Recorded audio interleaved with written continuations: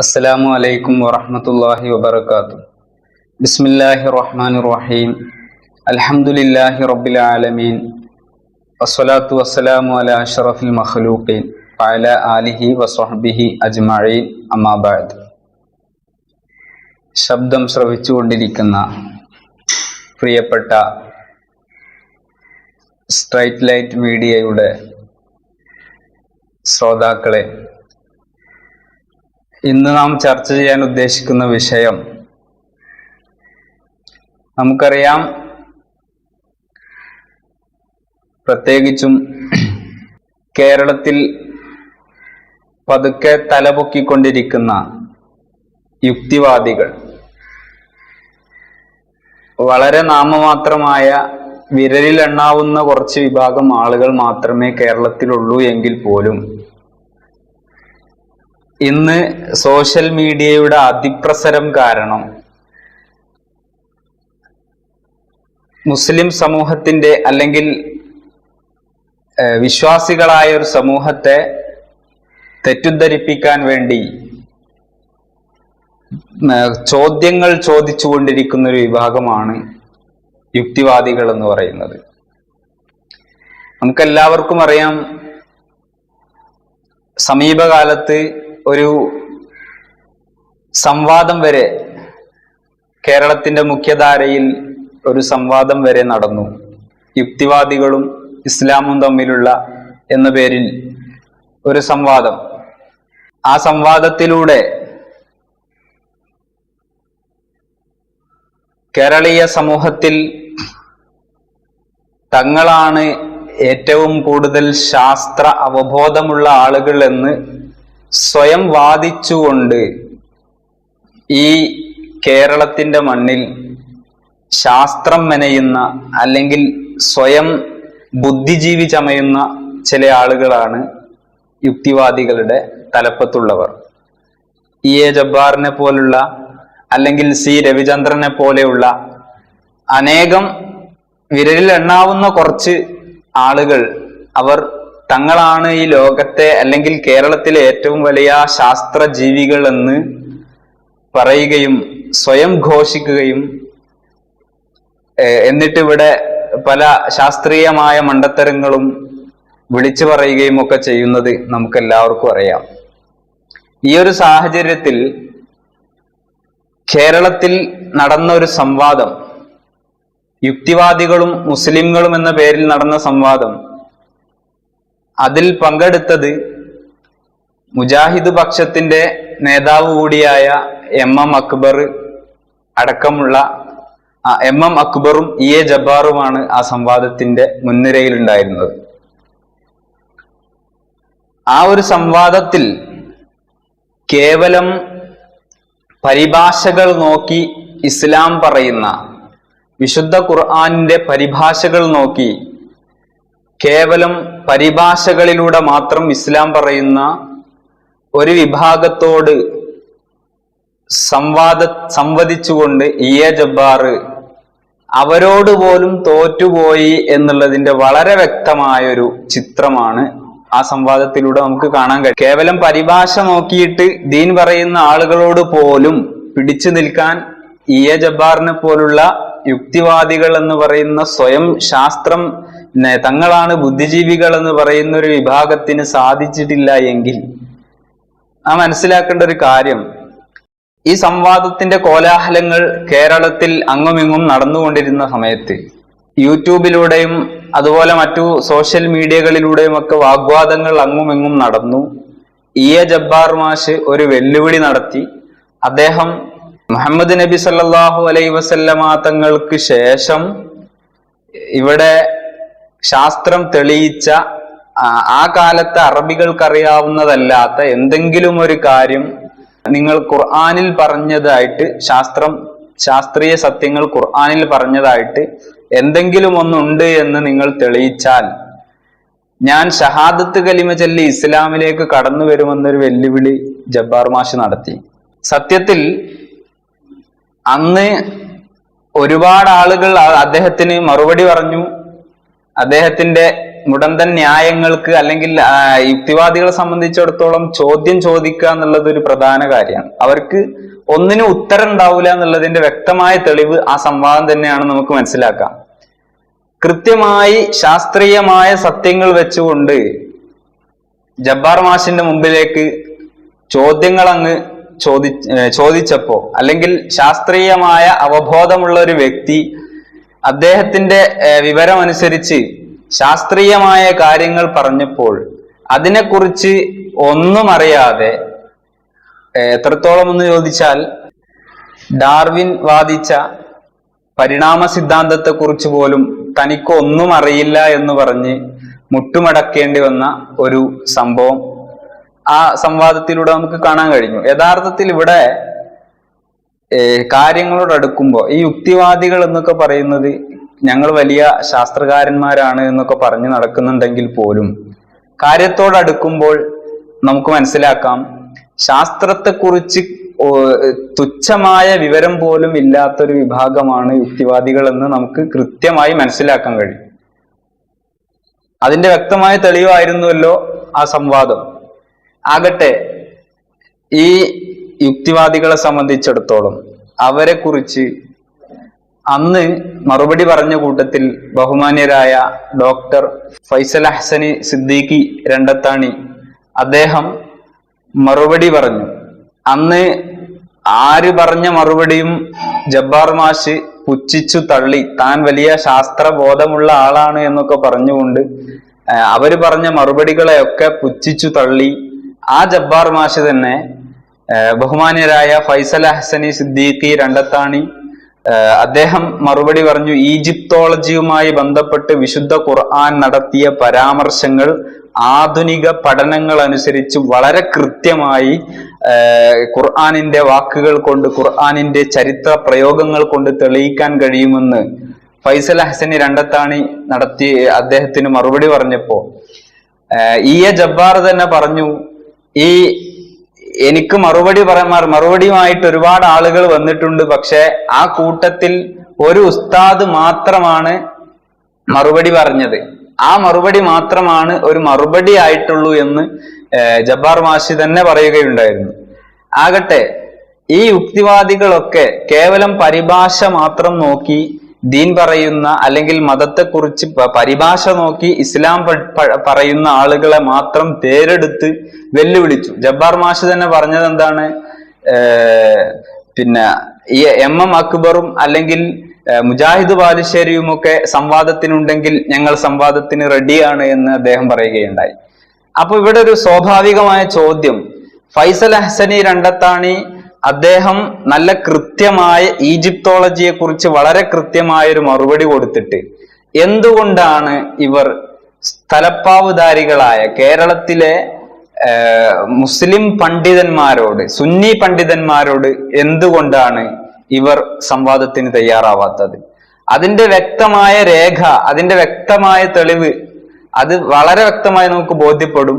എന്താണ്, സുന്നി പണ്ഡിതന്മാർ അവർ ഓരോ ഖുർആനിക ആയത്തുകളെ കേവലം തഫ്സീറുകൾ നോക്കി, കേവലം പരിഭാഷകൾ നോക്കിയിട്ടല്ല അവർ പറയുന്നത്, മറിച്ച് ഓരോ അക്ഷരങ്ങളെയും അല്ലെങ്കിൽ ഓരോ പദങ്ങളെയും അതിലേക്ക് ഇറങ്ങിച്ചെന്നുകൊണ്ട് അതിന്റെ കൃത്യമായ ഗ്രാമറ്റിക്കൽ ആയിട്ടുള്ള പഠനങ്ങളിലേക്ക്, ആഴങ്ങളിലേക്ക് ഇറങ്ങിച്ചെന്നുകൊണ്ട് വർഷങ്ങളോളം ഓതിപ്പടിച്ച മുസ്ലിം സുന്നി പണ്ഡിതന്മാരോട് സംവാദം നടത്താൻ ഇവർക്ക് പേടിയാണ് എന്നതിന്റെ വ്യക്തമായ രേഖ അദ്ദേഹത്തിന്റെ തന്നെ, അല്ലെങ്കിൽ ജാമിദ ടീച്ചറെ പോലെയുള്ള, അല്ലെങ്കിൽ ജബ്ബാറിനെ പോലെയുള്ള, രവിചന്ദ്രനെ പോലെയുള്ള, അയ്യൂബിനെ പോലെയുള്ള ഒരുപാട് യുക്തിവാദികളുടെ വാക്കുകളിൽ നിന്ന് നമുക്ക് വ്യക്തമായി ബോധ്യപ്പെടും. അത് സുന്നി പണ്ഡിതൻ, ഒരു സുന്നി പണ്ഡിതൻ പറഞ്ഞ മറുപടി നല്ല മറുപടിയാണെന്ന് പറഞ്ഞിട്ട് എന്തുകൊണ്ട് ജബ്ബാർ മാഷ് ആ സുന്നി പണ്ഡിതനോട് സംവാദത്തിന് തയ്യാറായില്ല? ഇതിന്റെ വളരെ വ്യക്തമായ, അവർക്ക് ശാസ്ത്രബോധമില്ല, അതോടൊപ്പം ഖുർആനിക ആശയങ്ങളിൽ ആഴത്തിലിറങ്ങി പഠിച്ച പണ്ഡിതന്മാരോട് അവർക്ക് സംവദിക്കാൻ ഭയമാണ് എന്നതിന്റെ വ്യക്തമായ ഉദാഹരണമാണിത്. യുക്തിവാദം എന്ന് പറയുന്ന ആശയം യുക്തിരഹിതമാണ് എന്ന് കൃത്യമായി നമുക്ക് ബോധ്യപ്പെടുന്ന ചില ഉദാഹരണങ്ങൾ ഒന്ന് രണ്ട് എപ്പിസോഡുകളിലായിട്ട് പറഞ്ഞ് ഇൻഷാ അള്ളാ യുക്തിവാദത്തെ സംബന്ധിച്ച് ഈ കാലയളവിൽ മുഴുവനും യുക്തിവാദികൾ മുസ്ലിംകളെയും വിശുദ്ധ ഖുർആാനിനെയും ഒക്കെ വേട്ടയാടിക്കൊണ്ട് ഖുർആാനിന്റെ ആശയങ്ങൾ യുക്തിപരമല്ല, ശാസ്ത്രത്തിനെതിരാണ് എന്നൊക്കെ പറയുന്ന കാലങ്ങളായി യുക്തിവാദികൾ നടത്തിക്കൊണ്ടിരിക്കുന്ന കോപ്രായങ്ങൾക്ക് ഓരോന്നോരോന്ന് അക്കമിട്ട് ഇൻഷാ അള്ളാ മറുപടി പറയാൻ ഉദ്ദേശിക്കുന്നുണ്ട്. ഇവിടെ യുക്തിവാദം എന്ന് പറയുന്ന ആശയം യുക്തിപരമല്ല, യുക്തിരാഹിത്യമാണ് എന്നതിന്റെ വ്യക്തമായ രേഖകൾ നമുക്ക് യുക്തിയോടുകൂടെ തന്നെ ലോജിക്കലായിട്ടുള്ള കാര്യങ്ങൾ വെച്ച് തന്നെ നമുക്ക് തെളിയിക്കാൻ കഴിയും. ആദ്യമായി യുക്തിവാദികൾ നമ്മൾ മനസ്സിലാക്കേണ്ട ഒരു കാര്യം, ഇവര് പറയുന്നത് ഓരോരുത്തരുടെയും യുക്തിക്കനുസരിച്ചാണ് അവരുടെ ജീവിതം, അല്ലാതെ ഒരു മതത്തിന്റെ ചട്ടക്കൂടിൽ നിന്നുകൊണ്ട് നമുക്ക് കാര്യങ്ങൾ നിയമങ്ങൾ ഉണ്ടാക്കേണ്ട കാര്യമില്ല. അതുപോലെ മറ്റു വ്യവസ്ഥാപിതമായിട്ടുള്ള ധാർമ്മികമായ കാര്യങ്ങൾ ഒരു മതം പറയുന്നതനുസരിച്ച് നീങ്ങേണ്ടതില്ല എന്നൊക്കെ ഈ പറയുന്ന യുക്തിവാദികൾ അവർ പറയുന്നത് ഓരോരുത്തരുടെയും യുക്തി അനുസരിച്ച് അവർ കാര്യങ്ങൾ തീരുമാനിക്കുന്നു എന്നുള്ളതാണ്. അങ്ങനത്തെ ഒരു വിഭാഗം കേരളത്തിൽ പ്രവർത്തിക്കുമ്പോൾ ഇവിടെ യുക്തിവാദികൾക്ക് സംഘടനയുണ്ട്, കേരള യുക്തിവാദി സംഘമുണ്ട്, അതുപോലെ മറ്റു പ്ലാറ്റ്ഫോമുകളുണ്ട്, ലോകതലത്തിൽ തന്നെ യുക്തിവാദികൾക്ക് സംഘടനകളുണ്ട്.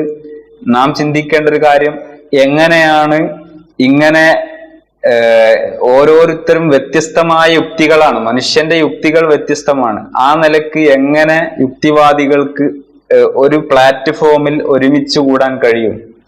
എങ്ങനെയാണ് ഇവർക്ക് ഒരു പ്ലാറ്റ്ഫോമിൽ നിന്നുകൊണ്ട് ഒരു സംഘടനക്ക് കീഴിൽ നിന്നുകൊണ്ട് അല്ലെങ്കിൽ ഒരേ ആശയത്തിൽ യുക്തിവാദം എന്ന് പറയുന്ന ഒരു ആശയത്തിൽ നിന്നുകൊണ്ട് എങ്ങനെ പ്രവർത്തിക്കാൻ കഴിയും? കാരണം ഒരാൾക്ക് തോന്നുന്ന യുക്തിയല്ല മറ്റേ ആൾക്കുള്ളത്. യുക്തിവാദികളുടെ അത് പലപ്പോഴും അവരുടെ ആശയങ്ങൾ അവരുടെ വേദികളിൽ തന്നെ ബോധ്യപ്പെട്ട കാര്യമാണ്. അവരുടെ യുക്തികൾ തമ്മിൽ പരസ്പരം യോജിക്കാത്തത് കൊണ്ടും ജബ്ബാർ മാഷ് പറഞ്ഞ ആശയത്തോട് രവിചന്ദ്രൻ സാർ യോജിക്കാത്തതുമൊക്കെ ഈ കേരളത്തിന്റെ മണ്ണിൽ നമ്മൾ കണ്ടതാണ്. അങ്ങനെ യുക്തിവാദികൾ തമ്മിൽ യോജിക്കൂല എന്നുള്ള കാര്യം 100% ഉറപ്പാണ്. പിന്നെ എന്തുകൊണ്ടാണ് ഇങ്ങനെ ഒരു യുക്തിവാദി സംഘം ഇവിടെ രൂപപ്പെടുന്നത്? പ്രത്യേകിച്ചും എക്സ് മുസ്ലിംകൾ എന്ന് പറയുന്ന മുസ്ലിംകളിൽ നിന്ന് വേർതിരിഞ്ഞ് ഇസ്ലാമിൽ നിന്ന് പിഴച്ചുപോയ യുക്തിരഹിതമായി നിരീശ്വരവാദത്തിലേക്ക് പോയ എക്സ് മുസ്ലിംകളാണ് പ്രത്യേകിച്ചും കേരളത്തിൽ കോലാഹലങ്ങൾ ഉണ്ടാക്കിക്കൊണ്ടിരിക്കുന്നത്. അതിന്റെ പിന്നിലുള്ള പ്രചോദനം എന്താണ്? സാമ്പത്തികമായ പ്രചോദനങ്ങളാകാം, അല്ലെങ്കിൽ മറ്റു പലതുമാകാം. ഇൻഷാ അള്ളാ മറ്റു വരുന്ന എപ്പിസോഡുകളിൽ നമുക്ക് അതിനെ കുറിച്ചൊക്കെ സംസാരിക്കാം. ഇവിടെ ദൈർഘ്യം ഭയന്നുകൊണ്ട് ഞാൻ ചുരുക്കുകയാണ്. യുക്തിവാദികൾ അവര് ലോകതലത്തിൽ എത്തീസം എന്നാണ് ഇവരെ ഇംഗ്ലീഷിൽ യുക്തിവാദികളെ വിളിക്കുന്ന പേര്. എത്തീസം, യുക്തി മാനദണ്ഡമായി പ്രവർത്തിക്കുന്ന ആളുകൾ അവര് ആശയപരമായി ഭിന്നതയിലാണ് എന്നുള്ളതിന്റെ വ്യക്തമായ തെളിവാണ് ലോകതലത്തിൽ ഗൂഗിളിലൊക്കെ സെർച്ച് ചെയ്താൽ നമുക്ക് കാണാൻ കഴിയും. യുക്തിവാദികളെ കുറിച്ച് എത്തീസം എന്ന് സെർച്ച് ചെയ്താൽ നമുക്ക് കാണാൻ കഴിയുന്ന ഒരു സംഭവമാണ്. എത്തീസം 2 തരത്തിൽ യുക്തിവാദികളെ ഗൂഗിളിലുള്ള ആർട്ടിക്കിളുകളിൽ നിന്നൊക്കെ നമുക്ക് വായിക്കാൻ കഴിയും. എത്തീസം, അതുപോലെ അഗ്നോസ്റ്റിസിസം. ഇങ്ങനെ 2 തരത്തിൽ 2 വിഭാഗം യുക്തിവാദികളുണ്ട് എന്നാണ്. ആ അഗ്നോസ്റ്റിസിസം തന്നെ പല വിഭാഗങ്ങളാണ്, ഒരുപാട് വിഭാഗങ്ങളുണ്ട്. ഞാൻ നേരത്തെ പറഞ്ഞല്ലോ, ഇവർക്ക് ഒന്നിച്ചു നിൽക്കാൻ കഴിയില്ല. കാരണം യുക്തികൾ വ്യത്യസ്തമാണ്. യുക്തികൾ വ്യത്യസ്തമാകുമ്പോൾ ആശയങ്ങൾ വ്യത്യസ്തമാകും. അപ്പോൾ അവർക്ക് ഒരു പ്ലാറ്റ്ഫോമിൽ നിൽക്കാൻ കഴിയില്ല. പിന്നെ എന്തുകൊണ്ടാണ് കേരളത്തിലെ യുക്തിവാദികൾ യുക്തിവാദി സംഘത്തിന്റെ കീഴിൽ അണിനിരക്കുന്നത്? അല്ലെങ്കിൽ ലോകതലത്തിൽ യുക്തിവാദികൾ എന്തുകൊണ്ടാണ് ഇസ്ലാമിനെ അല്ലെങ്കിൽ മറ്റു മതങ്ങളെക്കാളും ഇസ്ലാമിനെയാണ് വേട്ടയാടിക്കൊണ്ടിരിക്കുന്നത്? ഇസ്ലാമിനെ വേട്ടയാടാൻ വേണ്ടി എന്തുകൊണ്ടാണ് ഇവർ ഇങ്ങനെ കച്ചകെട്ടി ഇറങ്ങുന്നത് എന്നതിൻ്റെയൊക്കെ വ്യക്തമായ രേഖകൾ ഇൻഷാ അല്ലാഹ് നമുക്ക് സംസാരിക്കാം. അപ്പോ ഈശ്വരൻ തീരെ ഇല്ല എന്ന് പറയുന്ന വിഭാഗങ്ങളാണ് എത്തീയിസ്റ്റുകൾ അഥവാ പക്കാ യുക്തിവാദികൾ, തീരെ ഈശ്വരനില്ല എന്ന് പറയുന്ന വാദം. Atheism is the broadest sense and an absence of belief in the existence of deities. അഥവാ ദേവതമാരോ ദേവന്മാരോ ദൈവങ്ങളോ ഇല്ല, മൊത്തത്തിൽ പാടെ നിരാകരിക്കുന്ന ഒരു വിഭാഗമാണ് എത്തീയിസ്റ്റുകൾ എന്ന് പറയുന്നത്. അതുപോലെ തന്നെ അഗ്നോസ്റ്റിസിസം എന്ന് പറയുന്ന വിഭാഗം, അത് വളരെ രസകരമായ ഒരു സംഭവമാണ്. അഗ്നോസ്റ്റിസിസം, അവര് തന്നെ, അഗ്നോസിസ്റ്റുകൾ തന്നെ വ്യത്യസ്ത വിഭാഗങ്ങളാണ്. അവര് ഈശ്വരൻ ഉണ്ടാവട്ടെ ഉണ്ടാവാതിരിക്കട്ടെ, അത് മനുഷ്യബുദ്ധിക്ക് തെളിയിക്കാൻ കഴിയില്ല എന്നാണ് അഗ്നോസ്റ്റിസിസുകൾ പറയുന്നത്. എന്നിട്ടും അവർ ദൈവത്തെ വിമർശിക്കുകയാണ്. അവിടെയാണ് നമ്മൾ മനസ്സിലാക്കേണ്ടത്, ഒരു ശാസ്ത്രബോധമുള്ള ഒരു വ്യക്തി ദൈവത്തെ വിമർശിക്കുന്നത് എങ്ങനെയാണ്? ശാസ്ത്രബോധം, റിസർച്ചിന്റെ മെത്തഡോളജി അറിയുന്ന ഒരാള് എങ്ങനെയാണ് ദൈവത്തെ നിഷേധിക്കുന്നത്? തങ്ങൾക്കറിയില്ല എന്ന് പറഞ്ഞതുകൊണ്ട് ഒരു സംഭവം ഇല്ല എന്ന് എങ്ങനെ വരും? തങ്ങൾക്കറിയില്ല, ദൈവത്തെക്കുറിച്ച് തങ്ങൾക്കറിയില്ല എന്ന് കരുതി എങ്ങനെയാണ് ദൈവത്തെ നിഷേധിക്കുന്നത്? ഈ ലോകത്തുള്ള പ്രപഞ്ചത്തിലെ ഒരു പ്ലാനറ്റ്, ഒരു പ്രപഞ്ചത്തിലെ ഒരു ഗ്രഹത്തെ ഈ കാലം അത്രയും കണ്ടുപിടിച്ചിട്ടില്ല. ഈ അടുത്ത കാലത്താണ് ഗ്രഹം കണ്ടുപിടിച്ചത് എങ്കിൽ നിങ്ങൾ ആ ഗ്രഹം ഉണ്ടായിരുന്നില്ല എന്നാണ് വിശ്വസിക്കുന്നത്? ഒരിക്കലുമല്ല. അപ്പോൾ ഒരു വസ്തു ഇല്ല എന്ന്, കണ്ടുപിടിച്ചിട്ടില്ല എന്ന് കരുതി ഒരിക്കലും അതിനെ നിഷേധിക്കാൻ കഴിയില്ല. റിസർച്ചിന്റെ മെത്തഡോളജി പഠിച്ച ആളുകൾക്ക് അറിയാം, അതങ്ങനെ നിഷേധിക്കാൻ കഴിയില്ല. അഗ്നോസ്റ്റിസിസുകൾ പറയുന്നത് ഈശ്വരൻ ഉണ്ടാവട്ടെ ഉണ്ടാവാതിരിക്കട്ടെ. Agnosticism is the view that existence of God, of divine or the supernatural is unknown or unknownable എന്നാണ്.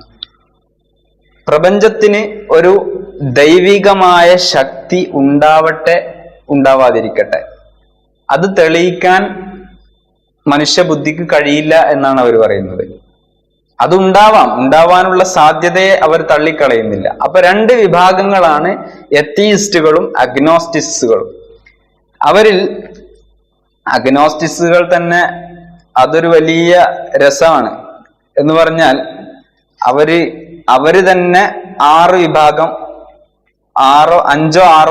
5 വിഭാഗം ആളുകൾ അഗ്നോസ്റ്റിസ്റ്റുകൾ ഉണ്ട്. അഥവാ അഗ്നോസ്റ്റിക് എത്തീസം ഒരു വിഭാഗം, അഗ്നോസ്റ്റിക് തേയിസം എന്ന് പറയുന്നത് രണ്ടാമത്തെ ഒരു വിഭാഗം, അപ്പത്തറ്റിക് ഓർ പാരഗ്മാറ്റിക് അഗ്നോസ്റ്റിസിസം അതൊരു മൂന്നാമത്തെ വിഭാഗമാണ്. പിന്നെ സ്ട്രോങ് അഗ്നോസ്റ്റിസിസം അത് 4ാമത്തെ വിഭാഗമാണ്. വീക്ക് അഗ്നോസ്റ്റിസിസം. ഇങ്ങനെ 5 വിഭാഗങ്ങളായിട്ട് ഇവര് തന്നെ വ്യത്യസ്തങ്ങളായ തലങ്ങളിൽ അതിലേക്ക് ചർച്ച നീണ്ടുപോകുന്നില്ല, അതിലേക്ക് കൊണ്ടുപോകാൻ ഉദ്ദേശിക്കുന്നില്ല. അതൊക്കെ നിങ്ങൾക്ക് ഗൂഗിളിൽ സെർച്ച് ചെയ്താൽ അറിയാവുന്ന കാര്യങ്ങളാണ്. അപ്പോ ഈ യുക്തിവാദികളോട് അവര് തന്നെ വ്യത്യസ്തങ്ങളാണ്. നമ്മൾ യുക്തിവാദികളോട് ചോദിക്കുകയാണ്. കേരളത്തിലൊക്കെ യുക്തിവാദികളുടെ അപ്പോസ്തലന്മാരായി നടക്കുന്ന E.A. ജബ്ബാറിനോടും അതുപോലെ C. രവിചന്ദ്രനോടും അയ്യൂബിനോടും അതുപോലെ CM ലിയാഖത്ത് അലിയെ പോലുള്ള കുട്ടി യുക്തിവാദികളോടും ഒക്കെ ചോദിച്ചാൽ, അവരോടൊക്കെ ചോദിക്കുക, എന്താണ് യുക്തിവാദം എന്ന് പറയുന്നത്? യുക്തി എന്ന് പറഞ്ഞാൽ എന്താണ്? അതിന്റെ ഒരു ഡെഫിനിഷൻ എന്താണ്? അതിന്റെ ഒരു തരീഫ്, അതിന്റെ ഒരു ഡെഫിനിഷൻ എന്താണെന്ന് അവരോട് ചോദിച്ചാൽ അവർക്ക് അതിന് മറുപടി ഉണ്ടാവില്ല എന്ന് മാത്രമല്ല, അവരതിന് ഉരുണ്ട് കളിക്കണം. അപ്പൊ യുക്തിവാദം എന്താണ്? യുക്തിവാദം എന്ന് പോലും തങ്ങളാണ് സയൻസിന്റെ ഏറ്റവും വലിയ ആളുകളെന്ന് കൊട്ടിഘോഷിച്ച് നടക്കുമ്പോഴും എന്താണ് സയൻസ് അത് ചോദിക്കുമ്പോൾ അതിന്റെ വ്യക്തമായ ഉത്തരത്തിലേക്ക് വരുമ്പോൾ അവരൊക്കെ പാടെ ഇല്ലാതായി പോകുന്ന ഒരവസ്ഥയാണ്. എന്താണ് യുക്തി? ഓക്സ്ഫോർഡ് ഡിക്ഷണറി അനുസരിച്ച് ലോജിക് എന്ന് പറഞ്ഞാൽ എന്താണ്? ഓക്സ്ഫോർഡ് ഡിക്ഷണറി പറയുന്നത് science of thinking about or explain the reason for something using formal methods. ഇതാണ് ഓക്സ്ഫോർഡ് ഡിക്ഷണറി യുക്തി എന്ന് പറയുന്നതിന്റെ ഡെഫിനിഷൻ കൊടുക്കുന്നത്. അപ്പോ ഒരു വസ്തു അതിന്റെ റീസൺ കണ്ടെത്തുക. ഇപ്പൊ ദൈവം ഉണ്ടോ ഇല്ലേ എന്നുള്ളതിന് ഒരു വ്യക്തമായ കാരണം ഉണ്ടോ, അതിലേക്ക് നമ്മൾ ചർച്ച പോകണം. ഇൻഷാ അല്ലാഹ് അടുത്ത എപ്പിസോഡുകളിലായിട്ട് പ്രപഞ്ചത്തിന് പ്രപഞ്ചാതീത ഒരു ശക്തിയുടെ ആവശ്യമുണ്ടോ, അത് നമ്മൾ യുക്തിയിലൂടെ തന്നെ തെളിയിക്കാൻ പോവുകയാണ്. ആകട്ടെ, യുക്തി എന്ന് പറഞ്ഞാൽ എന്താണ്? ഇ എ ജബ്ബാറിനോടും സി രവിചന്ദ്രനോടും ഒക്കെ നിങ്ങൾ ചോദിച്ചു നോക്കൂ, എന്താണ് യുക്തി? അതിന്റെ മറുപടി തിങ്കിങ് അബൌട്ട്, ഒരു വസ്തുവിനെ കുറിച്ച് ചിന്തിക്കുക, or explain the reason for something. ഒരു വസ്തു ഉണ്ടാകണമെങ്കിൽ ചില കാരണങ്ങൾ, കാര്യകാരണങ്ങൾ വേണം എന്നതിനെ കുറിച്ച് ചിന്തിക്കുന്ന, അല്ലെങ്കിൽ നമുക്കറിയാത്ത ചില കാര്യങ്ങൾ വെച്ചുകൊണ്ട്, അറിയുന്ന കാര്യങ്ങൾ വെച്ചുകൊണ്ട് നമ്മൾ അറിയാത്ത കാര്യങ്ങൾ, ചില സ്റ്റേറ്റ്മെന്റുകൾ വെച്ചിട്ട് നമ്മൾ മറ്റു ചില സ്റ്റേറ്റ്മെന്റുകളിലേക്ക് എത്തിച്ചേരുന്നതിനെയാണ് യുക്തി എന്ന് പറയുന്നത്. ഇതാണ് നമ്മള് മുസ്ലിം സുന്നി പണ്ഡിതന്മാർ പള്ളി ദർസുകളിലൊക്കെ ഓതിപ്പടിച്ച തസ്രീഹ് മന്തിക്ക് എന്ന് പറയുന്ന, എല്ലാ മന്തിക്കിന്റെ ഗ്രന്ഥങ്ങളിലും ഉണ്ട്. തസ്രീഹ് മന്തിക്ക് എന്ന് പറയുന്ന ഗ്രന്ഥത്തിൽ ഇതിന്റെ വ്യക്തമായ ഒരു ഡെഫിനിഷൻ നമുക്ക് നോക്കാൻ കഴിയും. അത് ഇങ്ങനെയാണ്: ഇൽമുൻ, എന്താണ് യുക്തി, എന്താണ് മന്തിക്ക് എന്ന് പറയുന്നതിനെ കുറിച്ചാണ്. മന്തിക്ക് എന്ന് പറയുന്ന ഇൽമ് എന്തിനാണ് എന്ന് വിശദീകരിക്കുന്നത് ഇങ്ങനെയാണ്: ഇൽമുൻ യുബ്ഹസു ഫീഹി അൻ മഅലൂമാത്തി തസവ്വുരിയത്തി വ തസ്ദീഖിയത്തി മിൻ ഹൈസു ഇന്നഹ തൂസിലു ഇല മജ്ഹൂലിൻ തസവ്വുരിയിൻ ഔ തസ്ദീഖിയിൻ. തസ്രീഹ് മന്തിക്കിന്റെ ആദ്യ ഭാഗങ്ങളിൽ നമുക്കിത് കാണാൻ കഴിയും. എന്ന് പറഞ്ഞാൽ നമുക്കറിയാത്ത ചില സ്റ്റേറ്റ്മെന്റുകൾ, അല്ലെങ്കിൽ നമുക്കറിയുന്ന ചില കാര്യങ്ങൾ, അത് വെച്ചിട്ട് നമുക്ക് അറിയാത്ത ചില കാര്യങ്ങളിലേക്ക് യുക്തിപരമായി ചിന്തിക്കുന്നതിനെ കുറിച്ചാണ് ഇങ്ങനെ ഈ ഓക്സ്ഫോർഡ് ഡിക്ഷണറി നേരത്തെ പറഞ്ഞ അതേ ആശയം തന്നെയാണ് മന്തിക്കിലൂടെ പറയുന്നത്. അപ്പൊ നമ്മൾ മനസ്സിലാക്കേണ്ടത്, ഈ ലോകം ഒരു ക്രിയേഷനാണ്. ഭൂമി ഇവിടെ ഒരു ക്രിയേഷനാണ്. ഈ ഭൂമി ഇവിടെ സ്വയം ഉണ്ടായതാണോ? നിങ്ങൾ ഓരോ കാര്യവും, ഇപ്പൊ ഒരു പഴം കേടുവന്നു, ആ പഴം കേടുവരാൻ അതിൽ ചില ബാക്ടീരിയക്കലായിട്ടുള്ള ചില പ്രവർത്തനങ്ങൾ നടക്കണം. അപ്പോഴാണ് ആ രാസ പ്രവർത്തനങ്ങൾ നടക്കുമ്പോഴാണ് ആ പഴത്തിന് മാറ്റങ്ങൾ സംഭവിക്കുന്നത്. ഒരു വസ്തു മാറുന്നുണ്ട് എങ്കിൽ അത് ഇവിടെ ശാശ്വതമല്ല എന്നാണ് അർത്ഥം. അപ്പോ അത് മാറാൻ ഒരു പ്രചോദകം അവിടെ വേണം. അപ്പോൾ ഈ പഴം കേടുവരാനുള്ള ഒരു റീസൺ അവിടെ വേണം.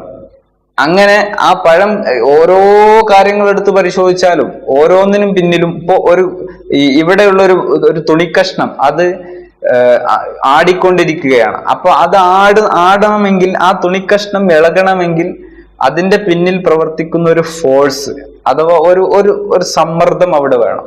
അതില്ല എങ്കിൽ ഒരിക്കലും ആ തുണിക്കഷ്ണം ഇളകുകയില്ല. ആ കാറ്റ് വരണമെങ്കിലോ അതിന്റെ ശാസ്ത്രീയമായ കാര്യങ്ങളിലേക്ക് ചിന്തിക്കുമ്പോൾ അതിന്റെ ഒരു കാരണം ഉണ്ടാകും. ഇങ്ങനെ ഓരോന്നും ഇപ്പോ ഞാൻ ഉണ്ടാകാൻ എൻ്റെ പിതാവ് കാരണമാണ്. ആ പിതാവ് ഉണ്ടാകാൻ മറ്റൊരു പിതാവ് കാരണമാണ്. ആ പിതാവ് ഉണ്ടാകാൻ വേറൊരു പിതാവ് കാരണമാണ്. ഇതിങ്ങനെ തുടർന്ന് പോകുമ്പോ അത് ഒരു എൻഡിലേക്ക് എത്തണം.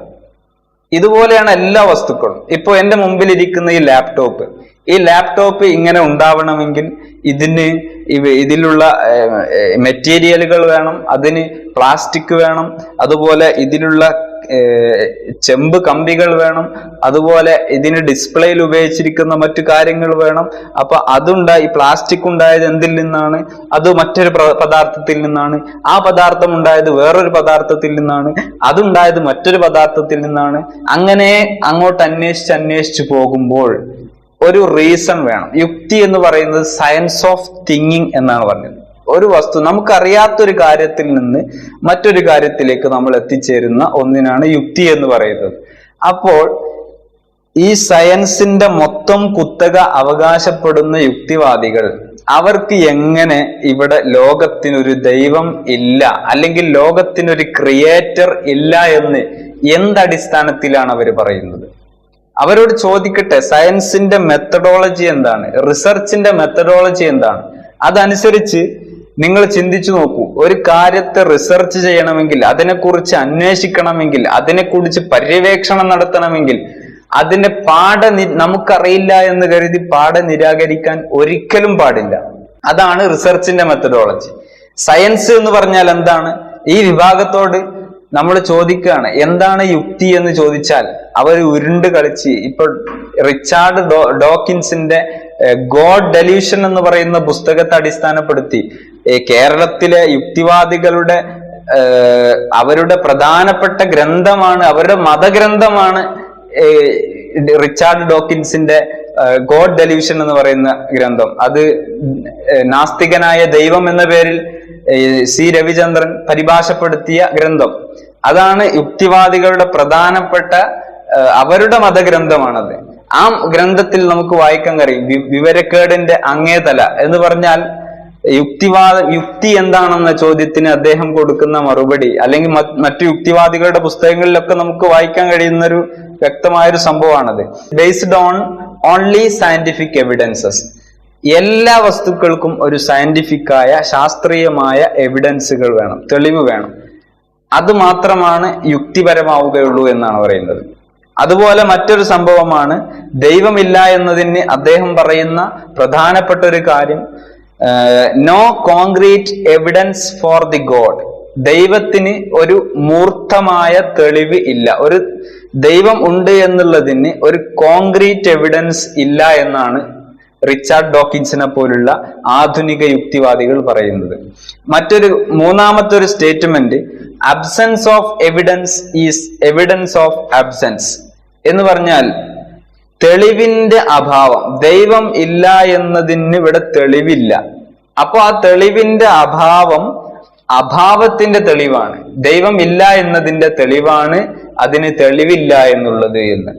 തെളിവുണ്ടോ ഇല്ലേ എന്നുള്ളത് മറ്റൊരു കാര്യം, അത് വരും എപ്പിസോഡുകളിലൊക്കെ ഇൻഷാ അല്ലാഹ് നമുക്ക് ചർച്ച ചെയ്യാവുന്നതാണ്.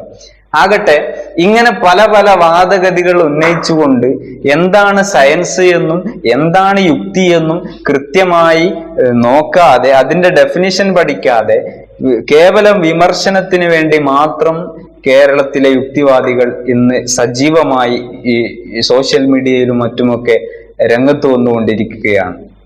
ആകട്ടെ, ഇനി വരുന്ന എപ്പിസോഡുകളിലൊക്കെ അവരെ കുറിച്ചുള്ള അവരുടെ ബാലിശമായ ഓരോ വാദഗതികളെയും കൃത്യമായി അടയാളപ്പെടുത്തി അവരുടെ ചോദ്യശരങ്ങൾക്ക് മുഴുവനും കൃത്യമായ മറുപടികളും അവരോടുള്ള മറുചോദ്യങ്ങളുമൊക്കെയായി ഇൻഷാ അല്ലാഹ് വരുന്ന എപ്പിസോഡുകളിലൊക്കെ നമുക്ക് കാണാം. ഈ പറഞ്ഞ 3 സ്റ്റേറ്റ്മെന്റുകളും ബാലിശമായ വാദങ്ങളാണെന്ന് യുക്തി കൊണ്ട് തന്നെ നമുക്ക് ബോധ്യപ്പെടുത്താൻ കഴിയുന്ന കാര്യങ്ങളാണ്. ഈ ബേസ്ഡ് ഓൺലി സയന്റിഫിക് എവിഡൻസസ് എന്ന് പറയുമ്പോൾ സയന്റിഫിക് എവിഡൻസസ് വേണം എല്ലാ കാര്യത്തിനും. ഇപ്പൊ ഒരു ഉദാഹരണം ഞാൻ പറയാം. ഇവിടെ എല്ലാ കാര്യത്തിനും സയന്റിഫിക് എവിഡൻസ് ഉണ്ടോ? എല്ലാ കാര്യത്തിനും.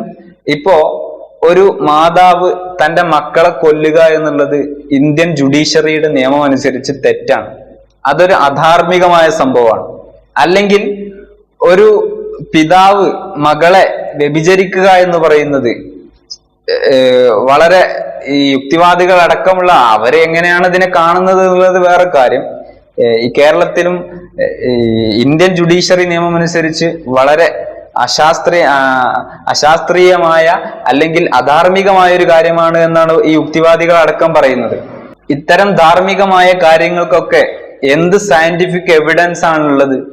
അങ്ങനത്തെ ഓരോ കാര്യങ്ങൾ ചിന്തിക്കുമ്പോൾ ഇൻഷാ അല്ലാഹ് ഈ സമയദൈർഘ്യം ഭയന്നുകൊണ്ട് ഇവിടെ അവസാനിപ്പിക്കുകയാണ്. വരുന്ന എപ്പിസോഡുകളിൽ ഓരോ കാര്യങ്ങളെക്കുറിച്ചും കൃത്യമായി ചർച്ച ചെയ്തുകൊണ്ട് നമുക്ക് തുടരാം. വആഖിറു ദഅവാനാ അൽഹംദുലില്ലാഹി റബ്ബിൽ ആലമീൻ. അസ്സലാമു അലൈക്കും വറഹ്മത്തുള്ളാഹി വബറകാതുഹു.